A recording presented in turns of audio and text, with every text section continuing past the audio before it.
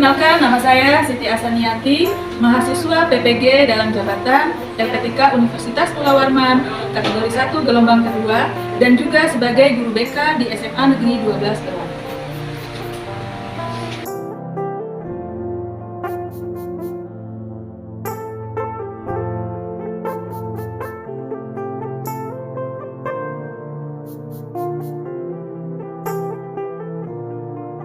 Assalamualaikum warahmatullahi wabarakatuh. Waalaikumsalam warahmatullahi wabarakatuh. Selamat pagi. Pagi. Sebelum belajar, marilah kita berdoa menurut agama dan kepercayaannya masing-masing. Berdoa dimulai. Berdoa selesai. Hari ini apakah ada yang sudah hadir? Semua, Bu. Semua ya. Alhamdulillah. Apa kabar hari ini? Baik. Baik ya, semoga selalu sehat selalu ya. Dan kalian sudah lebih bersemangat lagi dari sebelumnya, dari semester 1 sebelumnya ya. Angkat tangannya ke samping, samping. Oke, tangannya ke depan, tangannya ke bawah. Ya masih sesuai ya. Gerakan ibu sama mulut ibu masih sesuai. Atas, pagi ya atas. Lagi. Oke.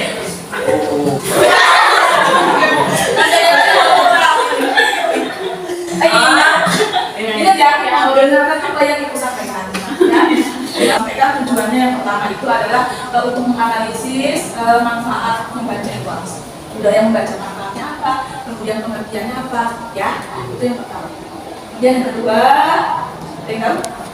adalah untuk mengklasifikasikan faktor-faktor yang mempengaruhi budaya membaca. Yang terakhir yang tidak kalah penting adalah tujuannya untuk supaya menumbuhkan atau mengembangkan budaya membaca pada diri kalian. Ya, harapan ibu buat budaya membaca dimanapun kalian berada, bukan hanya di sekolah, di rumah, di tempat-tempat umum juga, seperti itu ya. Buat kenapa ibu sampaikan layanan meningkatkan budaya membaca dari sehari. Oke, di sini yang hobinya membaca. Iya, Bu. Dia hobi baca ya. Novel, kerjakan novel. Apa yang paling kamu sukai? Novel apa?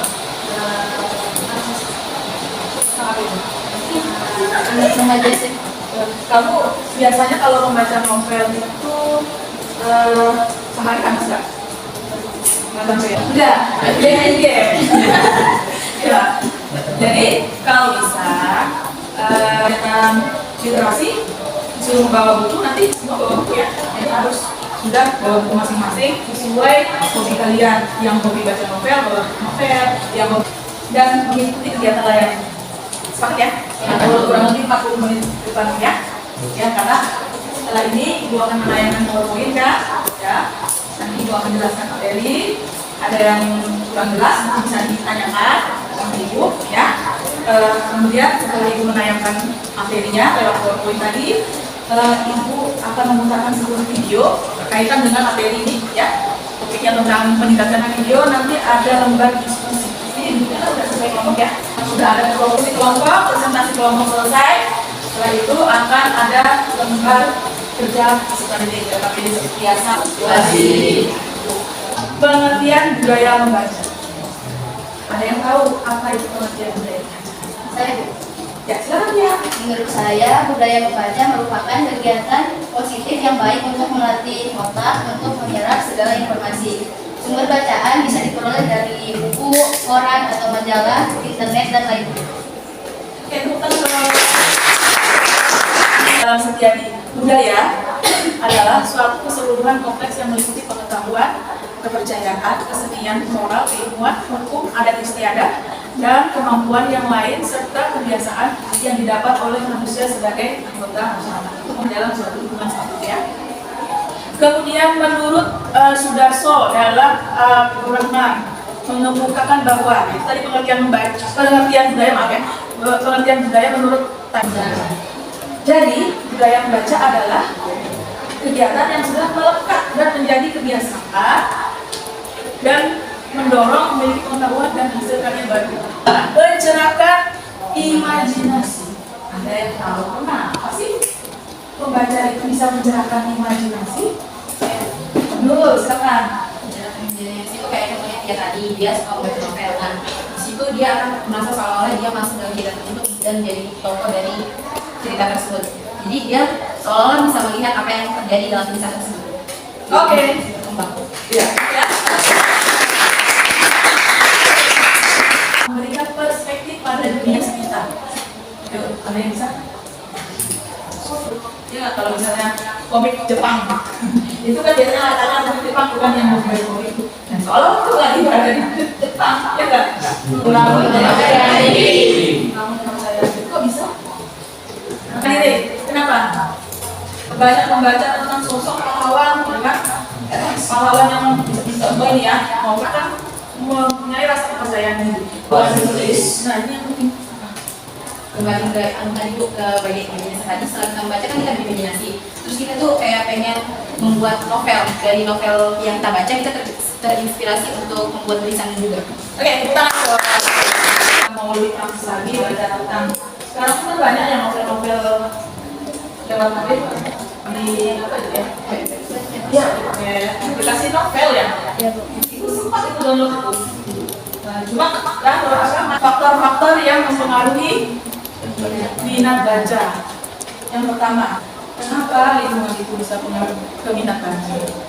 Sama-sama Nurul, yang mungkin Nurul awalnya nggak hobi baca, jadi hobi baca. Ya. Biasa kayak teman tuh jadi kita ikut diri kita sendiri. Ya, jadi bukan hanya kemudian teman-teman nongkrong misalnya. Kalau teman-temannya nongkrong anak-anak gamer, ya kita jadi penasaran apa sih, ngapain sih? Ya, kalau teman nongkrong teknologi. Itu kayak yang HP tadi Bu, yang apa namanya, novel di HP ya. Misalnya pakai, kalau misalnya pakai buku kan pasti ada mikir buat kalau aku beli itu pasti uangku kurang lagi. Jadi sekarang semuanya kan ada di HP, dia buka HP buat cari apa yang mau dibaca, tambah dia minat untuk membaca. Jadi nggak perlu beli keluarin duit lagi buat buku, lagi wajib. Mungkin kan kalian udah bawa buku mata pelajaran lintas-lintas ini apa? Copy paste. Kenapa kok betul-betulnya copy paste? Nggak ada. Baca-baca dulu isinya apa? Padahal namanya apa namanya sih misalnya? Ada perlu ganti namanya, kelasnya. Kalau kelasnya ada nama gimana dulu? Padahal kalau pusakannya kan, nah sudah lengkap padahal.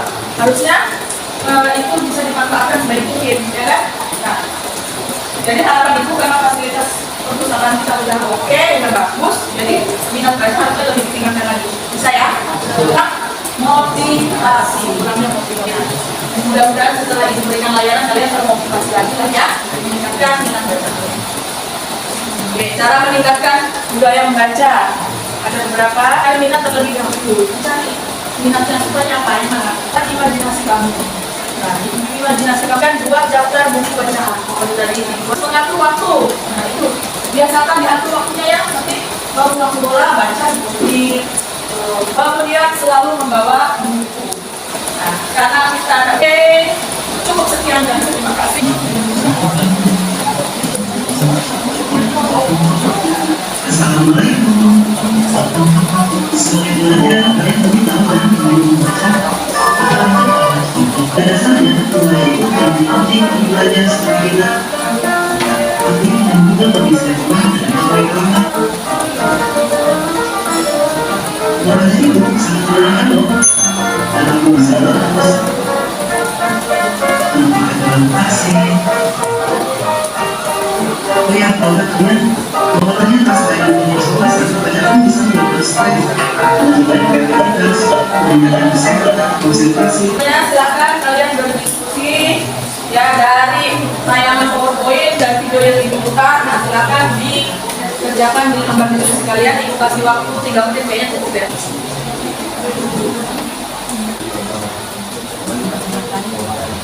Assalamualaikum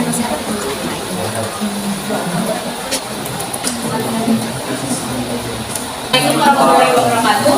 Waalaikumsalam warahmatullahi wabarakatuh. Sebentar lagi membaca yaitu menambah wawasan, meningkatkan semangat belajar, dapat termotivasi membaca dan membuat yang tadinya tidak tahu menjadi tahu. Yang kedua, hal-hal yang dapat dilakukan untuk meningkatkan minat baca yaitu cari buku yang kita suka, cari tempat yang nyaman untuk membaca dan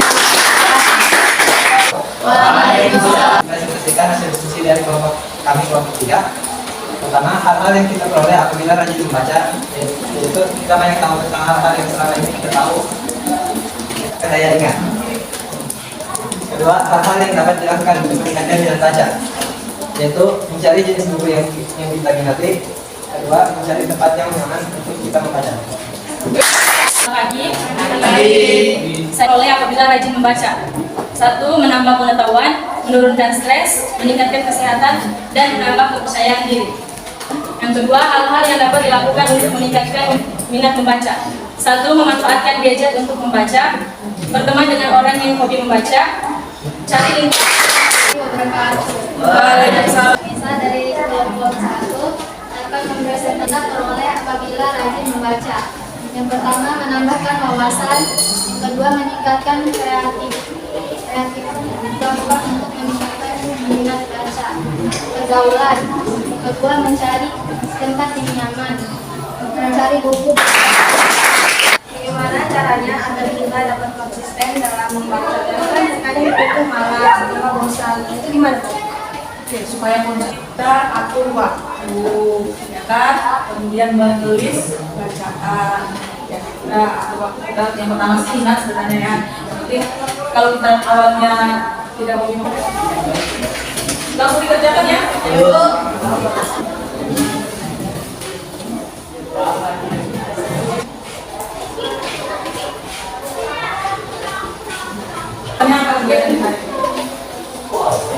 Assalamualaikum warahmatullahi wabarakatuh. Waalaikumsalam warahmatullahi wabarakatuh. Yang tadi kesimpulan dari materi yang saya dapatkan, yaitu budaya membaca merupakan suatu kegiatan yang sudah menjadi kebiasaan dan dapat mendorong pada pengetahuan dan hasil karya baru. Yang kedua, manfaat dari membaca yaitu yang pertama meningkatkan kinerja otak, menambah pengetahuan dan mengasah daya ingat.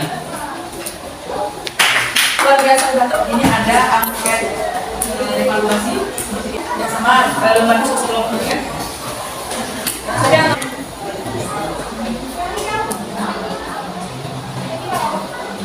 Semoga kegiatan hari ini bisa bermanfaat untuk kita semua ke depannya ya. Bapak Ibu. Pelajaran ini kita berdoa menurut agama dan kepercayaannya masing-masing. Berdoa dimulai. Berdoa selesai. Assalamualaikum warahmatullahi wabarakatuh. Waalaikumsalam warahmatullahi wabarakatuh. Bagaimana tanggapan Bapak selaku kepala sekolah tentang pelayanan bimbingan klasikal yang sudah saya lakukan dengan tema meningkatkan budaya membaca pada diri peserta didik? Baik, jadi di sekolah kita ini di SMA Negeri 12 Berau untuk perpustakaan itu fasilitasnya sudah sangat memadai. Tahun ini kita sudah tahu bersama-sama bahwa perpustakaan Madura Cerdas ini memperoleh predikat terbaik se-Kalimantan Timur, yaitu juara 1 se-Kalimantan Timur.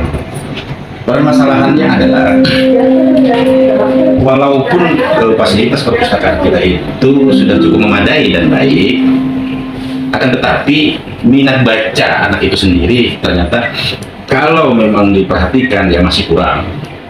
Ada saja siswa kita itu yang ke perpustakaan, tapi memang ke perpustakaan, tapi bukan benar-benar untuk membaca.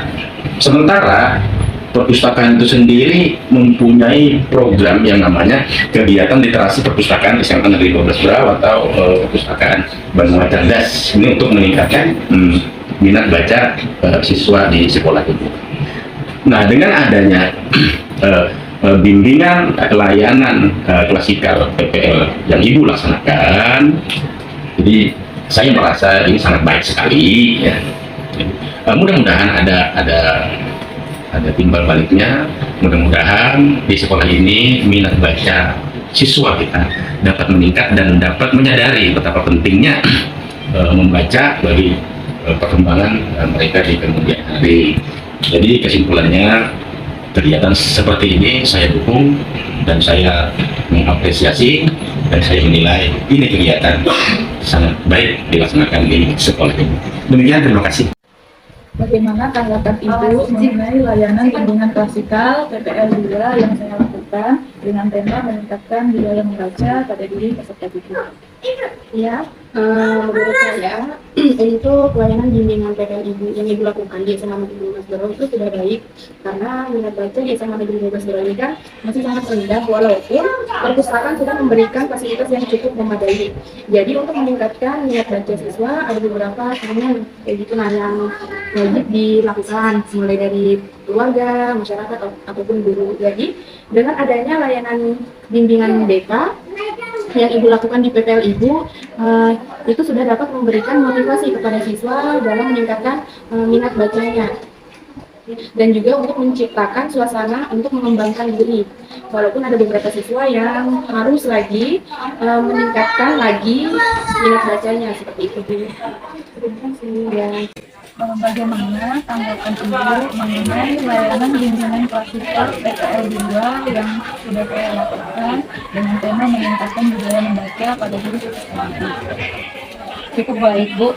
Layanan yang disampaikan oleh guru BK itu tepat sasaran karena siswa-siswinya di SMA Negeri 12 Berau ini masih ada beberapa siswa yang perlu meningkatkan minat bacanya dan menunjang program kegiatan literasi perpustakaan SMA Negeri 12 Berau atau lebih dikenal dengan nama Perpustakaan Bangga Cerdas.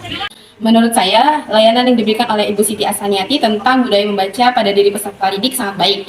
Apalagi kami para siswa-siswi yang minat membacanya sedikit minim. Dengan adanya layanan tersebut, membuat kami terbuka untuk sering mengunjungi perpustakaan dan sering-sering untuk membaca. Menyusun cerita praktik baik menggunakan metode STAR, situasi, tantangan, aksi, refleksi hasil, dan dampak terkait pengalaman mengatasi permasalahan siswa dalam pembelajaran. Lokasi, SMA Negeri 12 Berau, lingkup pendidikan sekolah menengah atas. Tujuan yang ingin dicapai, peserta didik mampu mengembangkan budaya membaca.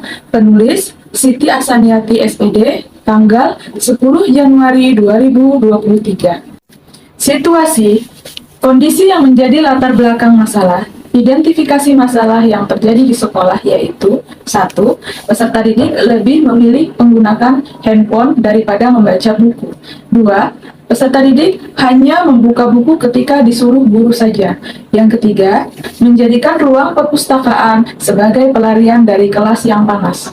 Setelah dilakukan identifikasi masalah, maka dilakukan eksplorasi penyebab masalah.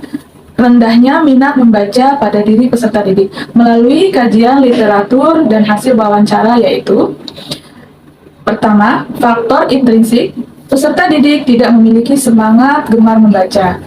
Yang kedua, peserta didik tidak memiliki kesadaran pentingnya membaca. Kemudian faktor ekstrinsik. Yang pertama, mahalnya harga buku dan terbatasnya fasilitas perpustakaan. Yang kedua, lingkungan belajar yang kurang mendukung. Yang ketiga, akibat negatif dari perkembangan teknologi. Mengapa praktik ini penting dibagikan? Yang pertama, kepada peserta didik, sebagai bentuk upaya pengembangan kepada peserta didik agar lebih meningkatkan semangat membaca dimanapun mereka berada. Yang kedua, kepada rekan guru, praktik baik ini bisa menjadi motivasi kepada guru-guru lain dalam proses atau media yang digunakan, sehingga teman guru bisa melakukan praktik baik dalam pembelajaran yang dilakukan. Yang ketiga, kepada kepala sekolah, sebagai bahan pertimbangan dalam memberikan kebijakan dan dukungan, terutama memenuhi sarana dan prasarana dalam kegiatan literasi di sekolah. Yang keempat, kepada orang tua siswa sebagai bahan pengetahuan untuk membantu dan menunjang kegiatan literasi anaknya di rumah. Apa yang menjadi peran dan tanggung jawab Anda dalam praktek ini? Sebagai guru BK, hal yang menjadi tugas dan tanggung jawab adalah membantu mengentaskan masalah ataupun mencegah masalah pada peserta didik. Maka dari itu, guru BK mencoba membuat praktik baik dengan tahapan sebagai berikut. Yang pertama, pembuatan rancangan pelaksanaan layanan. Yang kedua, menyediakan bahan ajar. Yang ketiga, menyiapkan LKPD. Yang ketiga, menyiapkan media. Yang kelima, menyiapkan angket evaluasi proses dan hasil. Yang keenam, melakukan kegiatan sesuai rancangan pelaksanaan layanan. Yang ketujuh, mengevaluasi hasil dari pelaksanaan kegiatan. Tantangan. apa saja yang menjadi tantangan untuk mencapai tujuan tersebut? Tantangan yang dihadapi ketika melakukan praktik baik ini adalah: 1. Sarana yang disiapkan sekolah masih terbatas. 2. Peserta didik belum terbiasa dengan metode pembelajaran. 3. Pengalaman guru yang masih terbatas. 4. Durasi waktu dalam melakukan praktik baik di kelas sangat terbatas. Yang kelima, pemberian layanan belum menyeluruh kepada peserta didik. Siapa saja yang terlibat? Pelaksanaan praktik baik ini melibatkan banyak pihak, diantaranya: 1. Kepala sekolah memberikan izin dan sangat mendukung pelaksanaan praktik baik di kelas oleh guru BK. Yang kedua, rekan sejawat yang membantu memberikan masukan dalam pelaksanaan praktik baik, bimbingan, dan konseling. Yang ketiga, rekan guru yang membantu memberikan informasi mengenai masalah yang terjadi dan membantu memberikan izin jam pelajarannya digunakan untuk pelaksanaan kegiatan praktik baik, bimbingan, dan konseling. Yang ketiga, peserta didik yang menjadi subjek pelaksanaan layanan yang telah bersedia bekerja sama melakukan kontrak layanan dengan baik, dan peserta didik yang membantu dalam proses perekaman video praktik layanan. Aksi. Langkah-langkah apa yang dilakukan untuk menghadapi tantangan tersebut? Tantangan-tantangan yang dihadapi bisa diatasi dengan beberapa cara, yaitu: 1. Tantangan sarana dihadapi dengan membantu penyediaan secara pribadi beberapa alat yang dibutuhkan. Yang kedua, membiasakan peserta didik dengan metode ajar yang dilakukan dengan menyajikannya lebih menyenangkan. Yang ketiga, pengalaman yang terbatas guru BK diatasi dengan banyak belajar dari praktik baik lain yang pernah digunakan dari literatur atau rekaman-rekaman video praktik baik guru-guru lain yang sudah terbiasa menggunakan metode PBL. Yang keempat, berkoordinasi dengan rekan guru untuk meminta izin menggunakan jam pelajarannya 1 kali 40 menit. Yang kelima, tantangan untuk pemerataan layanan kepada peserta didik adalah membagikan praktik baik kepada rekan sejawat sebagai informasi atau tambahan pengetahuan tentang pentingnya peserta didik mendapat informasi mengenai rendahnya minat baca. Strategi apa yang digunakan? 1. Saya menggunakan metode pembelajaran PBL.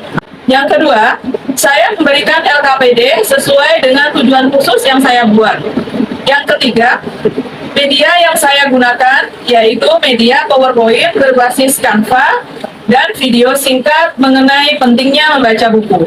Yang keempat, diakhiri kegiatan pembelajaran, saya memberikan penilaian beberapa lembar evaluasi proses dan evaluasi hasil untuk melihat apakah kegiatan berjalan dengan baik dan bermanfaat bagi peserta didik.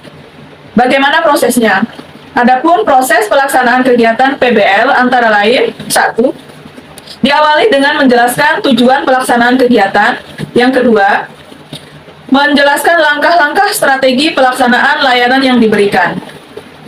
Yang ketiga, memberikan materi terkait menumbuhkan minat baca peserta didik. Yang keempat, membagi peserta didik beberapa kelompok secara heterogen pada 1 hari sebelum pelaksanaan layanan. Yang kelima, menampilkan video dan peserta didik merefleksi apa yang mereka saksikan di video terkait menumbuhkan minat baca peserta didik. Yang keenam, peserta didik melakukan diskusi kelompok, lalu peserta didik mencari solusi yang tepat ditunjukkan dengan adanya lembar diskusi kelompok. Yang ketujuh, peserta didik menuangkan hasil diskusinya dan kemudian menyampaikan hasilnya di depan kelas. Kemudian, salah seorang peserta didik tampil memaparkan hasil diskusi kelompoknya. Kedelapan, peserta didik mengerjakan LKPD terkait materi dan masalah secara keseluruhan dalam kegiatan layanan. Yang kesembilan, peserta didik menyimpulkan manfaat kegiatan yang dilakukan. Kesepuluh, proses terakhir adalah pengisian lembar evaluasi siswa terhadap kegiatan yang dilakukan. Siapa saja yang terlibat pada kegiatan praktik baik ini melibatkan beberapa pihak, yakni: 1. Kepala sekolah, dengan izinnya kegiatan praktek baik bisa dilakukan di jam pelajaran guru mata pelajaran lain. Yang kedua, rekan sejawat yang memberikan izin menggunakan jam pelajarannya untuk praktek baik. Yang ketiga, kameramen yang membantu saya dalam proses perekaman dari awal layanan hingga akhir layanan. Yang keempat, peserta didik yang dengan tenang mengikuti seluruh rangkaian kegiatan. Apa saja sumber daya atau materi yang diperlukan untuk melaksanakan strategi pelaksanaan praktek baik selain melibatkan beberapa pihak, juga memerlukan sumber daya dan materi diantaranya. 1. Kuota untuk memaksimalkan jaringan internet menampilkan media PPT berbasis Canva pada proses pelaksanaan kegiatan layanan. Yang kedua, perangkat pembelajaran. Lalu yang ketiga, laptop yang memadai. Yang keempat, LCD dan terminal untuk daya. Yang kelima, speaker sebagai pembesar suara. Yang keenam, handphone yang digunakan untuk merekam kegiatan. Yang kedelapan, pencahayaan yang baik sehingga proses pelaksanaan kegiatan dapat maksimal. Lalu yang kesembilan, waktu untuk melakukan proses editing video pelaksanaan kegiatan layanan. Refleksi hasil dan dampak. Bagaimana dampak dari aksi dari langkah-langkah yang dilakukan? Dampak dari pelaksanaan praktek baik yang dilakukan dapat dilihat dari 1. Pemahaman. Perubahan pemahaman peserta didik mengenai pentingnya membaca buku dimanapun mereka berada. Yang kedua, sikapnya. Peserta didik lebih bersemangat dalam menerapkan budaya membaca dimanapun mereka berada. Yang ketiga, tingkah laku. Peserta didik lebih sering berkunjung ke perpustakaan dan membaca buku. Apakah hasilnya efektif atau tidak efektif? Setelah pelaksanaan kegiatan, hasil yang dapat dilihat adalah efektif. Peserta didik antusias mengikuti kegiatan, senang dengan aktivitas yang dilakukan, adapun hasilnya mereka lebih bersemangat untuk meningkatkan budaya membaca dan lebih sering berkunjung ke perpustakaan. Mengapa? Bagaimana respon orang lain terkait dengan strategi yang dilakukan? Kepala sekolah sangat mendukung praktek baik yang dilakukan oleh guru BK karena membantu peserta didik meningkatkan minat baca, apalagi ditunjang dengan fasilitas perpustakaan yang sangat memadai dan mendapatkan juara 1 lomba perpustakaan tingkat provinsi. Respon rekan guru sangat baik karena dengan adanya kegiatan layanan bimbingan klasikal membantu peserta didik untuk lebih meningkatkan budaya membaca. Orang tua siswa. Respon orang tua siswa sangat mendukung kegiatan layanan yang dilakukan oleh guru BK agar anak lebih meningkatkan budaya membaca dimanapun mereka berada. Peserta didik. Respon siswa sangat senang dengan layanan yang dilakukan oleh guru BK. Mereka bersemangat dalam meningkatkan minat baca dan berkunjung ke perpustakaan. Apa yang menjadi faktor keberhasilan atau ketidakberhasilan dari strategi yang dilakukan? Pada kegiatan tersebut sangat didukung oleh kepala sekolah sehingga meningkatkan beberapa tugas tambahan kepada guru BK sehingga guru BK dapat fokus menyelesaikan praktek baik yang dilakukan. Keberhasilan praktek baik ini juga didukung oleh rekan sejawat yang memberikan jam pelajarannya bersedia merekam praktek baik yang dilakukan. Selain itu, hal yang paling penting adalah dukungan dan antusias peserta didik. Setelah pelaksanaan praktek baik ini menjadikan guru BK semakin bersemangat. Adapun hambatan-hambatan yang terjadi dalam pelaksanaan praktek baik, yaitu 1. Manajemen waktu yang tidak sesuai dengan perangkat layanan. Yang kedua, dalam proses kegiatan layanan, saya masih perlu belajar untuk menerapkan model pembelajaran yang menyenangkan. Apa pembelajaran dari keseluruhan proses tersebut?